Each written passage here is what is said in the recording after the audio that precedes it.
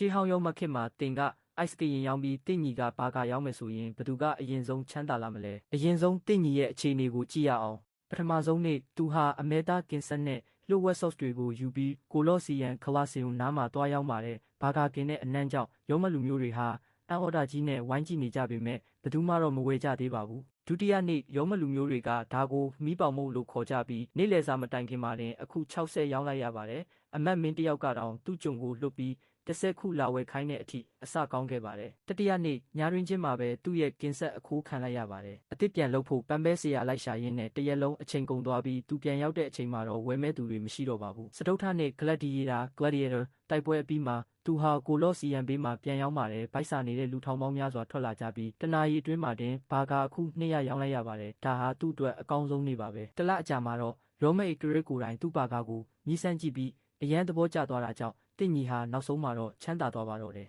အခုတင့်လှဲ့ကိုကြည့်ရအောင်ပထမဆုံးနေ့တင်ကနွားနို့ပြားရည်နဲ့ရေခဲတုံးတွေကိုယူပြီးလူစီကားတဲ့နေရာမှာတွားရောက်ပါတယ်အပူချိန်က40ဒီဂရီရှိပြီးရောမလူမျိုးတွေဟာချွေးတပြိုက်ပြိုက်နဲ့ပူအိုက်နေကြတာပါတင်ကသူစိမ်းတယောက်ကိုice ကရင်တစ်ခွက်ပေးလိုက်တဲ့အခါသူဟာတစ်သက်လုံးဒီလိုအေးမြတဲ့အရသာမျိုးမခံစားဘူးလားကြောင့်အံ့ဩသွားပြီးနောက်ထပ်3ခွက်ထပ်ဝယ်ပါတော့တယ်ဒုတိယနေ့ဘုန်းကြီးတစ်ပါးက6ခွက်တောင်ဝယ်သွားပြီးဒါဟာနတ်ဖျားကလွတ်လိုက်တာလို့လူတိုင်းကိုပြောပြနေတာကြောင့်တင့်အတွက်တော့အခမဲ့ကြော်ညာပေးတယ်လို့ဖြစ်သွားပါတယ်တတိယနေ့အခွန်ကောက်တဲ့သူရောက်လာတဲ့အခါတင်ကသူ့ကိုအလကားတစ်ခွက်တိုက်လိုက်ပါတယ်သူဟာမျက်စိမိတ်ပြီးပြုံးကြီးထွက်သွားပါတော့တယ်စတုထနေ့ရေခဲတွေအရေးပြောလာပေမဲ့တင်ကအိုးထိန်တီတယောက်နဲ့ပေါင်းပြီးအေးပေးစနစ်တစ်ခုကိုဖန်တီးလိုက်တာကြောင့်ပြဿနာကိုဖြေရှင်းနိုင်ခဲ့ပါတယ်ပစ္စမနေ့တိုက်ပါ Tabor မြစ်ဘေးကပွဲတော်မှာရောမလူမျိုးထောင်ပေါင်းများစွာရှိနေပြီးတင်မှာပြိုင်ဘက်လုံးဝမရှိပါဘူးတနေ့လေခင်းထဲမှာတင်အခွက်900ရောင်းလိုက်ရပြီးတင်ဟာ9ရက်အတွင်းမှာတင်အရင်ဆုံးချမ်းသာသွားပါတော့တယ်